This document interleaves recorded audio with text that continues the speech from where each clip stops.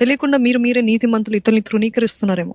నేనే పరిశుద్ధుడిని, నేను ఇంత ప్రార్థన చేస్తాను, నేను అంత చేస్తాను అని మిమ్మల్ని మీరు నీతిమంతులుగా ఎంచుకుంటూ ఇతరుని తృణీకరిస్తున్నట్లయితే దేవుడు అంటున్నాడు, పరిసయుడు కూడా ఎంతో భక్తి కార్యాలు చేస్తాడు. ఉపవాసం 2 సార్లు ఉన్నాడు, దశభాగం ఇచ్చాడు, అన్నిట్లో పరిశుద్ధంగా కాపాడుకుంటున్నాడు.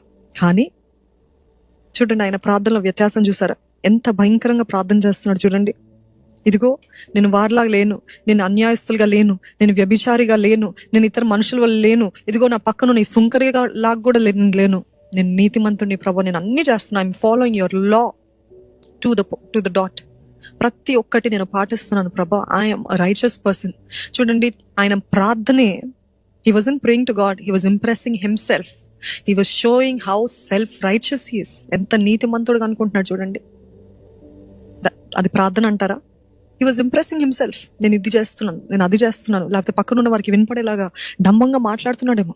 నిజంగా దేవుడు ఆ ప్రార్థన వింటాడంటారా? అట్లాంటి ప్రార్థన ఏం చేస్తున్నాను? నీతి కార్యాలన్నీ మురికి గుడ్డలని నీకు అర్థం కావట్లేదా? I'm looking at the heart, at the posture of your heart. మీ హృదయ స్థితిని చూస్తున్నాను. దీనత్వముతో, తగ్గింపుతో, కృతజ్ఞతతో, ఎడతెగని ఆ మెత్తని మనసు ఉంటుంది చూడండి, ఎడతెగని స్థుతి ఉంటుంది చూడండి చాలా మందికి, దట్ ఓవర్ఫ్లోయింగ్ గ్రాటిట్యూడ్. అట్లాంటి వారి కోసం నేను చూస్తున్నాను. నువ్వు చేసే కార్యాలు నేను అడగట్లేదు, నువ్వు చూపించే, నువ్వు వ్యక్తపరిచే ఆ కృతజ్ఞత, ఆ దీనత్వం కోసం దేవుడు చూస్తున్నాడు.